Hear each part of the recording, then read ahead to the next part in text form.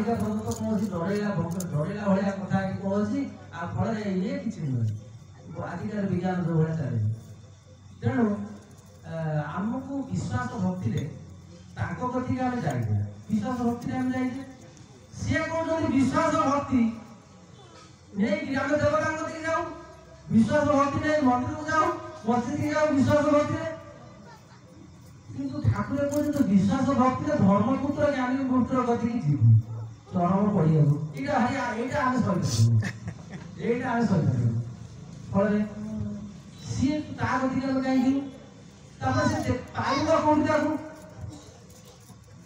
बुझिपार आखिर तो अभाव अच्छी जदि आखिर अभाव अच्छी से लाइन टाक ओवरटेक कर पड़े चलो सीटा रहा कि तार अस्तित्व अच्छी आम जेता चेतना आम जापर न पारे भी स्रष्टा सृष्टि को मधुमय करने मंगल करने से व्यवस्था कर भक्ति विश्वास जदि आम जावा संपर्क भाई भाई निश्चय भाई भाई किंतु से भाई भाई भितर अवमानना रहा जदि अवमानना रहा ये शपथ कार्य कला जेतु शपथ कर अवमानना कर आपण जहाँ मुझे आपन को अवमानना न कले तो क्षति होगा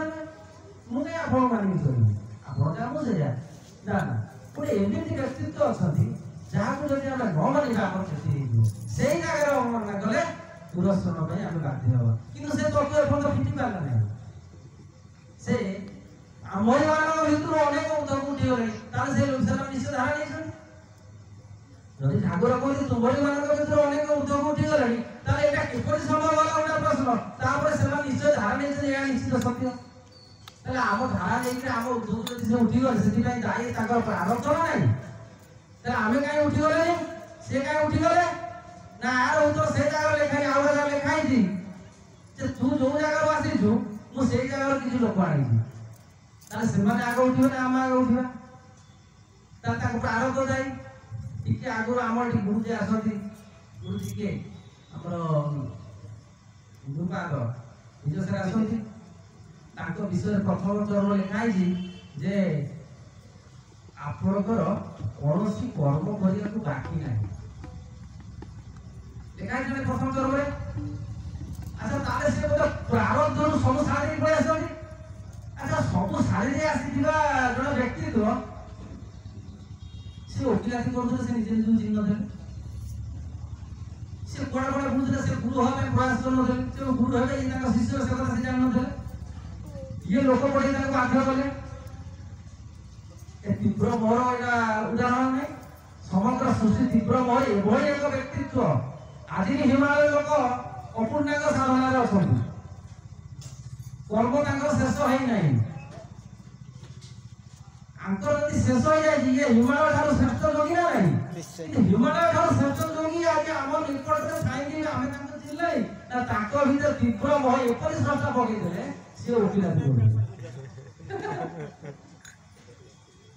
जो पितामाता जो मंदिर है कौन कर्म पूर्व किसी बाकी थे सी कल्प जुगर ऋषि किंतु अन्य घर बोलिया पाठ पढ़ी ना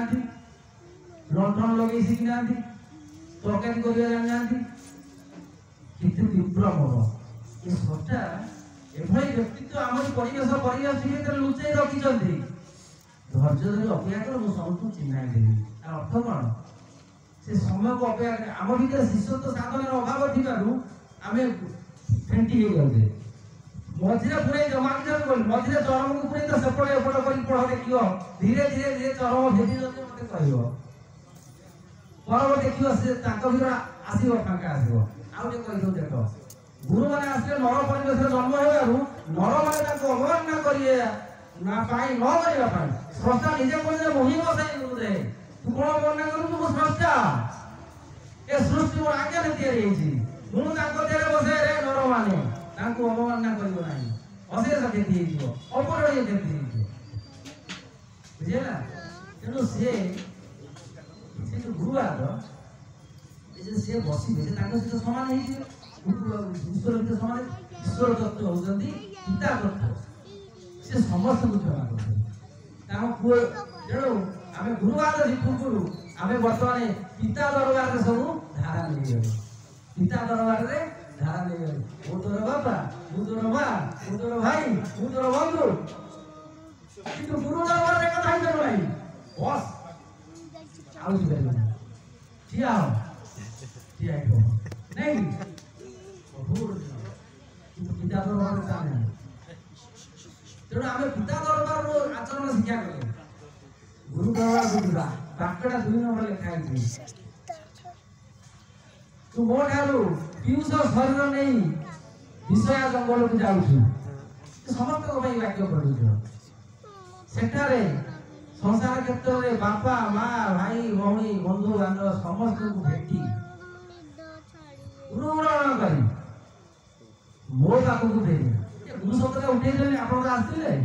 मत भेटू सीधा ना पाखु जावाई सदा सर्वदा मध्यम कार्यकारी तार मर्यादा देवाई से निज गुरु ग्रहण कर मुझे न लोक मानिबे ना तेणु ये परवर्ती गुरु जो अवतार तत्व होती ना आग पड़े आसी रूप खोजा दरकार कि नहीं आसे रूप जो हठात प्रकट हो जाए आप मानि ना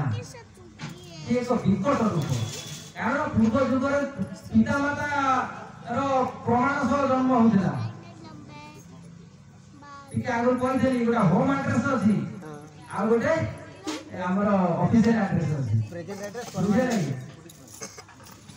एका कोई को इच्छा नहीं कोई नहीं आपण भी ठीक रहू क्या समझ व्याकुलता देखिए बहुत मजा आसो व्याकुलता न हटा सब কথা कोई कोना ठीक ठाकुर ऊपर बुझंती तळे आमे गोपन नहीं निकासिबा परमत निश्चित भेट हो आमे आगु को निश्चित बढ़िबा किछि कथा नहीं एक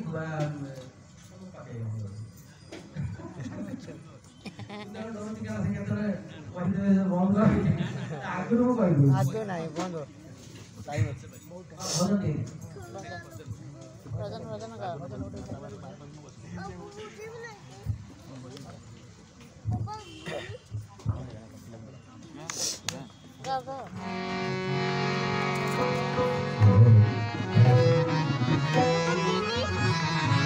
श्रीमन् नारायण सो भवनम प्रत्यागमन कृतवान् एव श्रीमन् नारायण सो भवने प्रविश्य शयन प्रकोष्ठे प्रविश्य पादुके शयन प्रकोष्ठे विस्तृत्य शेष शयने शयनं कृतवान् एव निद्रा मग्न च अभवत् शयन प्रकोष्ठ स्थित किरीट श्रीमन् नारायण से किरीट पादुके उद्देश्य उक्तवान् वो पादुके भवान् पुत्रादि परिज्ञान अस्ति किम् सर्वेषु अशुचि प्रदेशेषु अटित्वा शयन प्रकोष्ठे प्रविश्य उचितं वा इत्थं निर्गम्यता इति उक्तवान् पादुकाभ्याम् उक्तवान् भो शीलभूषण आवाम अत्र स्वयं न आगते श्रीमन् नारायण आवाम आनीते परन्तु भवतः किं क्रोध एतत् श्रुत्वा किरीटस्य क्रोध इतोपि अधिकः जातः किरीट उक्तवान् नारायण स पादोबले स्थितवान् पदात्मन् ओम नारायण स भगवत नारायण स शिरसि विराजमान स श्रेष्ठस्य प्रतिवचनं दीयते वा इति अवगतः अनन्तरं पादुकाभ्याम् उक्तवान् भो शीलभूषण नारायण स भवान् पत्र आनीते आपां स्वयं तत्र न आगते परन्तु इदानीं ईदृशं निन्दनवचनम् उचितं वा एतत् श्रुत्वा श्रीमन्नारायणस्य निद्रा भग्ना च अभवत् दीर्घनिश्वासस्य पादुके दृष्ट्वा किरीटम् उक्तवान् भो किरीट मम प्रिय पादी के उपहासन कृतवान अथ त्रेता जुगे राम अवतारे द्वादश चतुर्दश वर्षाणि यावत् पादुक उपरि तिष्ठतु शंख चक्र गदाभ्याम अपि भरत शत्रुघ्न रूपेण तां सेवनं करणीयम् इति नारायण उक्तवान्। तदनुसारं त्रेता युगे श्री राम अवतारे भरत श्री रामचंद्र से पादुके सिंहासन उपरि स्थापयित्वा शत्रुघ्नेन सह चतुर्दश वर्षाणि यावत् तां सेवनं कृतवान्। अनन्तरं किरीटस्य अहंकारम् अवगत आसीत् इति कथाय अर्थम। नमस्कार। कहबार अर्थ पादुका महात्मा पूर्व रही तेरे गोटे अस्त्र श्रीरामचंद्र पादुकार मर्यादा आज पर्यंत अक्षुण्ण रही। आम प्रभु कहवा आपण सबु प्रकार अस्त्र धरी गोटे रूप ग्रहण करंतु आम देखा कौन प्रार्थना करवा मोते रूप देखा हरि मोते रूप देखा हरि से रूप जे रूपे मृछ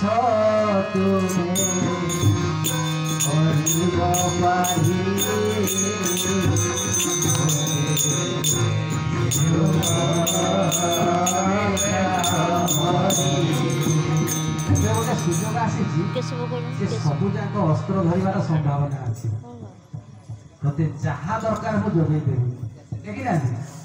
सब अस्त्र आसो ना ना ये अस्त्र रुचि थी तत्व रुचिकी थिला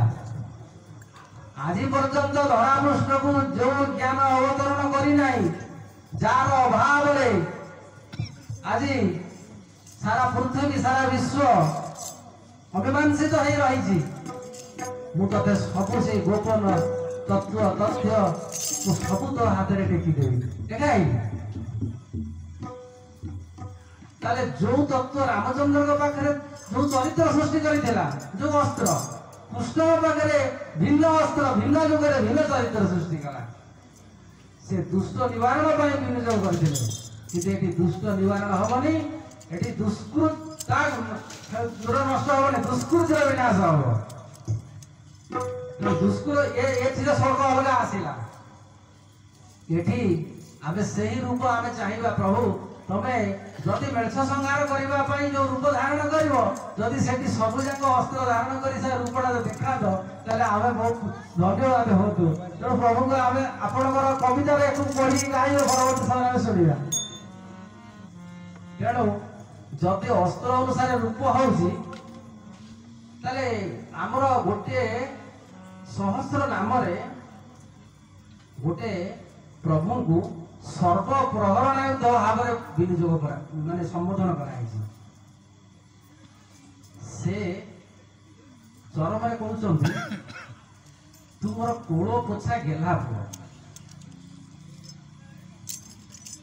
कोल पोछा गेला पुओ अर्थ शेष संतान बोली भाव समस्त भाव आउ संतान हे आउ संतान आसबनी आगु कोल पोछा गेला पुओ कहबार अर्थ कोल जेते तत्व जेते ज्ञान अच्छी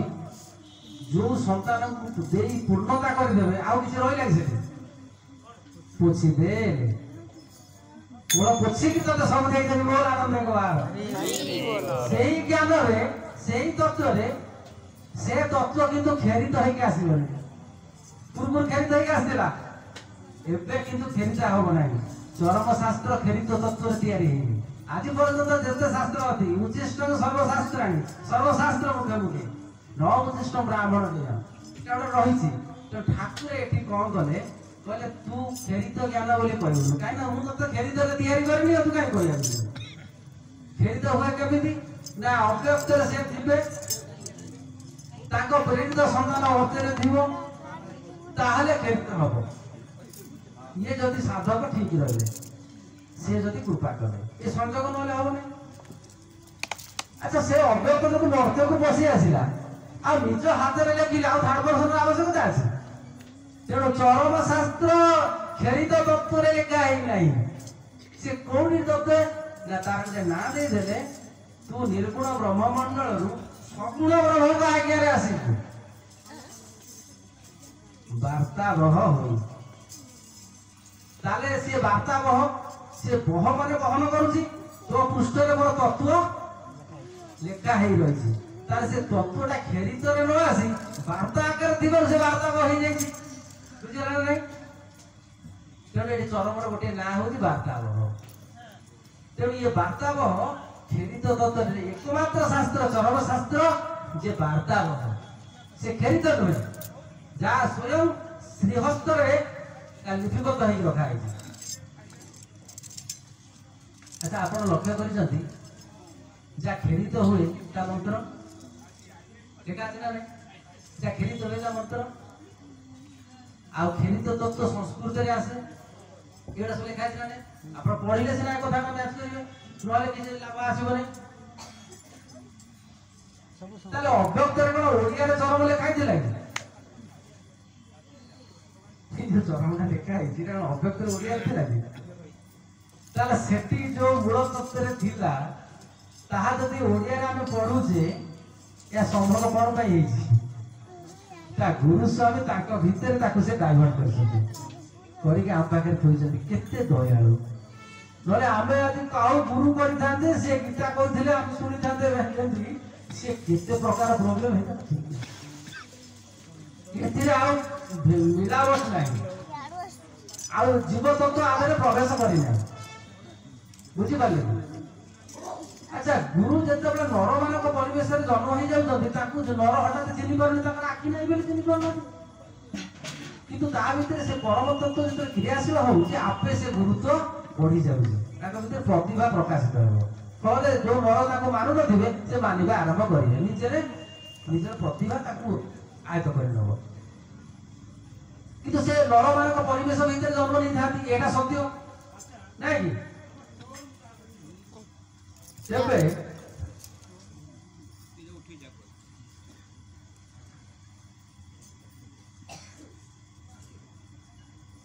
ଆମର এটা କହିବାକୁ ଭାବୁଛି, କିନ୍ତୁ କଥା ହଉଛି କଣ ନା ଯଦି ଆମର ଶରଣଦାତା ସଂଘ ଆଉ ସେ ସଂଘ ମୋ ଭିତରେ ପ୍ରଭେଦ କିଛି ନାହିଁ ନାଇଁ, ତାହେଲେ ସଂଘର ଗୁରୁଭାରଟା ଆସିଗଲାନି କି? ଯଦି ସଂଘ ଯଦି ଶରଣଦାତା ହୁଏ ଆଉ ସଂଘ ଯଦି ଦ୍ୱାରା ଧର୍ମ ପ୍ରତିଷ୍ଠା ହୁଏ ଆଉ ସଂଘ ତାଙ୍କ ଭିତରେ ଗୁରୁଙ୍କ ଭିତରେ ପ୍ରଭେଦ କିଛି ନାହିଁ, ଆଉ ସଂଘ ଆମମାନଙ୍କର ଶରଣଦାତା, ଯଦି ଆମେ ଶରଣାଗତ ତାହେଲେ ସଂଘରେ କେହି ଶରଣଦାତା ଅଛନ୍ତି? ସେ କଣ ଠାକୁରଙ୍କର ବ୍ୟବସ୍ଥିତ ବ୍ୟକ୍ତିତ୍ୱ ନା ନାହିଁ? ଦାତା ନଥିଲେ ଶରଣାଗତ କଣ କରିବ ସେଠି? ତାହେଲେ ମୁଁ ତାକୁ ଚିହ୍ନାଇଥିବା କଥାଟା ଆଜି ପର୍ଯ୍ୟନ୍ତ ଅସମ୍ପୂର୍ଣ୍ଣ ରହିଛି ନା ନାହିଁ? ବୁଝିପାରିଲେ କି ନାହିଁ? ଟିକେ ଟିକେ କଥା ସମୟ ଅଛି ବୋଲି ମୁଁ କହୁଛି। ଯେମିତି ନର ମାନଙ୍କ ଭିତରେ ଗୁରୁ ନର ରୂପରେ ରହିଯାଆନ୍ତି, ସେ ମାଳିକାରେ ସେତିକି ସୂଚନା ଦେଲେ ଗୁଡ଼ାଏ ମନୁଷ୍ୟକୃତ ସଂଘ ଭିତରେ ଈଶ୍ୱରକୃତ ସଂଘଟା ଲୁଚିକି ରହିଯିବ। ବୁଝିଲେ? ଯଦି ମନୁଷ୍ୟକୃତ ସଂଘ ମଣିଷ ମାନଙ୍କ ଭିତରେ ନର ଗୁରୁ ରୂପେ ଲୁଚିକି ରହିଯାଆନ୍ତି, ପ୍ରତିଭା ଦ୍ୱାରା ପ୍ରତିଷ୍ଠା ହୁଅନ୍ତି। ବୁଝିଲେ? ସେମିତି ମଣିଷକୃତ ଗୁଡ଼ାଏ ମେଣ୍ଟ ଭିତରେ, ମେଣ୍ଟ ମାନେ ବି ସଂଘ, ମେଣ୍ଟ ମାନେ ବି ଗୋଷ୍ଠୀ, ମେଣ୍ଟ ମାନେ ବି ସଂଘ ନାଇଁ, ମାଳିକାରେ ସେ ଗୁଡ଼ାଏ ମେଣ୍ଟ ଭିତରେ ଏ ଗୁରୁ ବାହାର କରିଥିବା ଈଶ୍ୱର ଦତ୍ତ ମେଣ୍ଟଟା ଲୁଚିକି ରହିଯାଇଛି। ଯେମିତି ନର ଗୁରୁକୁ ମାନେନି, ସେ ମନୁଷ୍ୟକୃତ ମେଣ୍ଟ ଗୁଡାକ ଈଶ୍ୱରକୃତ ମେଣ୍ଟକୁ ମଧ୍ୟ ମାନନ୍ତି ନାହିଁ। ଏହାର ନାଁ ହେଉଛି ଅନ୍ତରାୟ। ଏହାର ନାଁ ହେଉଛି କଣ? ଅନ୍ତରାୟ। ଏଇ ସୂଚନାଟା ଛଡା ଆଉ ମାଳିକାରେ ଅଧିକା ସୂଚନା ନାହିଁ। ଏଇ ଯୋଉ ଧର୍ମ ପ୍ରତିଷ୍ଠା ସଂଘ କରିବ, कहले को मालिकार अछि जेते बाजुची माइक बाजुची ओडिसा में पृथ्वी सारा धर्म प्रतिष्ठा है कलकी ऊपर सब पड़िछथि सब कलकी पिछा पड़िछथि पड़िछथि ना नहीं किंतु स्रष्टा कहउछथि ओ संघ द्वारा धर्म प्रतिष्ठा करिवे नहीं ए संघ कथा को मालिकार अछि अछि जो मालिकार अछि सेही मालिकार ठाकुर 2 नंबर लिखि दैछथि जेमति गुरु नरमानक भीतर रहि कि रुचि थांती समय आसिले बाहरती ये मेंटर बापा मागे रही मेंटर तो दले लोक तुमर बापा मा मोर बापा मा ताकर बापा सब अलग अलग थिबे तेणु तांकु पुणी एकाठी करवा गोटा सूत्र अच्छे बुझिपारे से सूत्र पढ़ ताले मेंट कर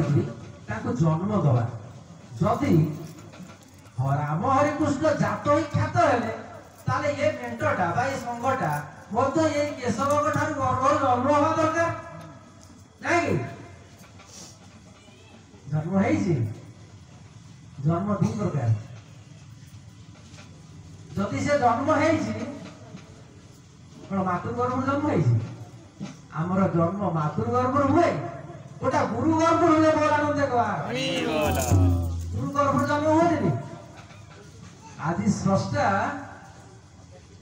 तांकर से महामहिम हिरण्य गर्भ रूपक गर्भरु संघ रूपक गोटे गुरु विश्वभार वहन कर तत्व छाड़ी दे जाए से मानवकृत मेंट मध्य लुचिकी रही फल देख रही फंट बाल ठक टाउटर दल कर मेंट ठक कहीं मनुष्य बड़ बड़ कथा कही मारुले फंड क्या फंड मारे मेंट बांधी चरम को आज्ञा देवे जान पुणी गोटा मेंट टाक द्वारा मेंट बांधी चरम को आज्ञा देवे जदि मु लोक दले बासी दले लोकटा कौन मेंट नुहे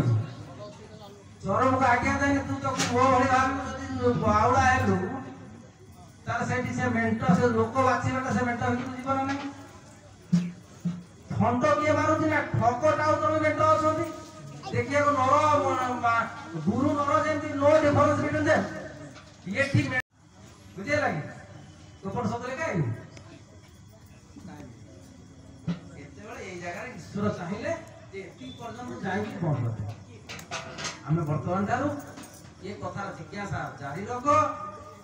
नर मान भितर गुरुजन लुचिकी था स्रष्टा उठाती सुरक्षा दिखती